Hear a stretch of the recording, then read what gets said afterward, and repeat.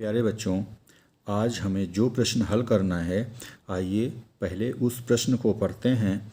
5 अन्य त्रिकोणमितीय फलनों के मान ज्ञात कीजिए यदि cos x बराबर -1/2, जहाँ पे x तीसरे चतुर्थांश में स्थित है।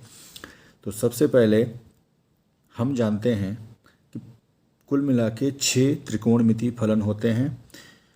मैंने बताया था पिछले वीडियो में, जो 6 त्रिकोणमितीय फलन होते हैं वो होते हैं sin x, cosec x, cos x, sec x, tan x और cot x।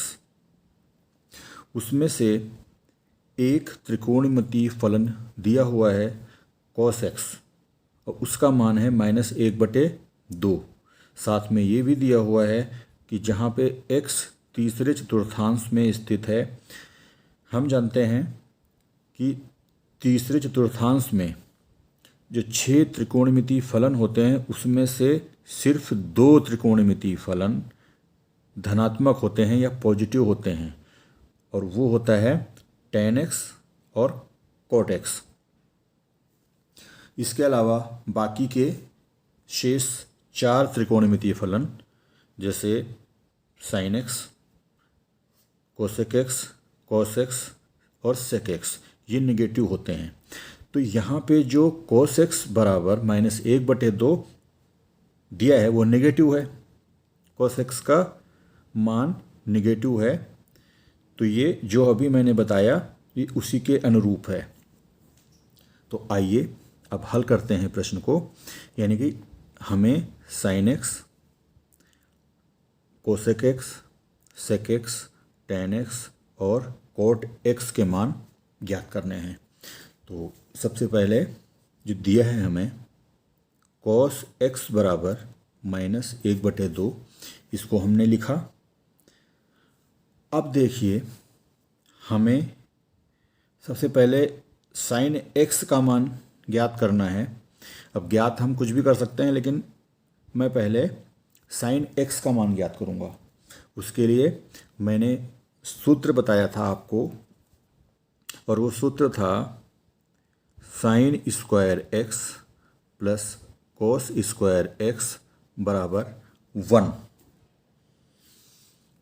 जैसा कि आप सभी को पता है, इसको हम ऐसे भी लिख सकते हैं sin x plus cos x का होल स्क्वायर इक्वल टू 1।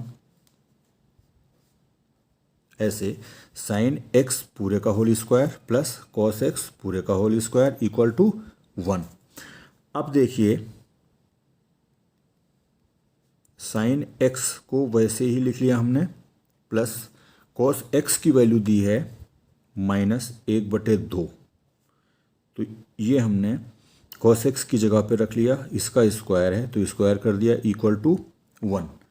अब देखिए, इसको लिख सकते हैं sin x पूरे का होल स्क्वायर -1/2 पूरे का वर्ग है, तो ये प्लस का 1/4 हो जाएगा इक्वल टू 1। हमें ज्ञात करना है sin x का मान। तो sin x ये रखा हमने लेफ्ट हैंड साइड में, और जो उसके साथ में लेफ्ट हैंड साइड में 1/4 था वो हम ले जाएंगे राइट हैंड साइड में। तो राइट हैंड साइड में 1/4 हो जाएगा, तो ये माइनस का हो जाएगा। तो ये हो जाएगा sin x पूरे का होल स्क्वायर इक्वल टू, इसमें एलसीएम ले लेंगे, एलसीएम इसका 4 हो जाएगा। तो 4 - 1 यानी ये मिला हमें 3/4। sin x पूरे का होल स्क्वायर इक्वल टू 3/4। मैं यहाँ बता दूँ कि sin x पूरे का होल स्क्वायर लिखा है, इसको ऐसा ना लिख के हम sin स्क्वायर x भी लिख सकते हैं। तो ये बन जाएगा sin x बराबर प्लस माइनस √3/4। जब दोनों साइड स्क्वायर रूट करेंगे या वर्गमूल करेंगे तो ये बन जाएगा sin x equal two plus minus, यहाँ पे ध्यान ये रखना है प्लस माइनस दोनों आएंगे, ये √3/4 हो जाएगा। और इससे मिलेगा हमें sin x बराबर प्लस माइनस, देखिए 3 और 4 ये दोनों वर्गमूल के अंदर हैं, तो 3 का वर्गमूल तो वर्गमूल 3 लिख दिया और 4 का वर्गमूल 2 होता है, तो ये साइन एक्स का मान आ गया प्लस माइनस √3/2। अब यहाँ पे ये काम करना है कि ये 2 मान हैं, लेकिन ये साफ साफ प्रश्न में दिया हुआ है कि x तीसरे चतुर्थांश में स्थित है, और अभी मैंने बताया तीसरे चतुर्थांश में tan x और cot के अलावा बाकी सारे ऋणात्मक होते हैं। तो इसका अर्थ ये है कि साइन x भी ऋणात्मक होगा, तो हम ऋणात्मक मान ले लेंगे। यहाँ पे लिख लेंगे चूंकि x तीसरे चतुर्थांश में स्थित है। ये आप लोगों को समझ में आ गया होगा।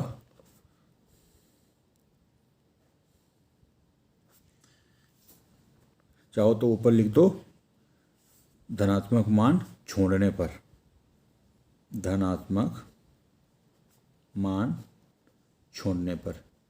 इसको एक साथ भी लिख सकते हैं। तो साइन एक्स का मान आ गया -√3/2।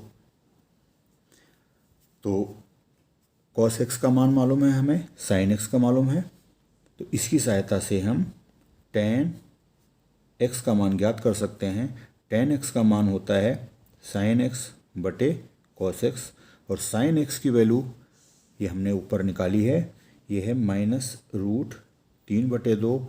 कॉस एक्स की वैल्यू ये दी हुई है -1/2।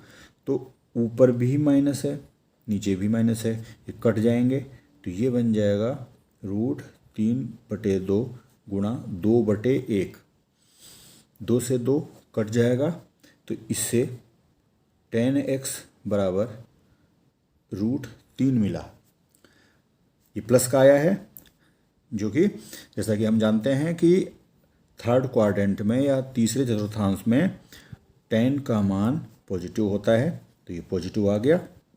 इसके बाद क्या रह गया है, cot x रह गया है। अब cot x हमें पता है, ये होता है 1/tan x बराबर 1/tan x का मान हमें मालूम है √3। तो इसका मतलब हमें cot x का भी मान मालूम है 1/√3। ये भी हमें मालूम है कि तीसरे चतुर्थांश में cot x का भी मान पॉजिटिव होता है, धनात्मक होता है। तो ये भी एक मान आ गया। अब जो बचा है, एक मान और बचा है, और वो बचा है कोसेक x। कोसेक x हमें पता है 1/sin x होता है, तो ये लिख दिया हमने, 1 ऊपर ही रहा। अब sin x की वैल्यू दी हुई है, और वो sin x की वैल्यू जो हमने अभी ज्ञात करी थी, वो ज्ञात करी थी -√3/2। तो साइन x की जगह पे -√3/2 लिख लिया। ये 2 चला गया ऊपर, तो ये बचा -2/√3।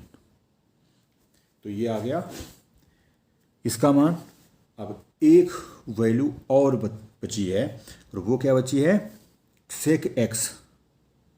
सेक x, और सेक x हमें मालूम है कॉस x का व्युत्क्रम होता है, तो इसको लिख दिया 1/cos x, और ये हो गया 1/cos x की वैल्यू मालूम है हमें।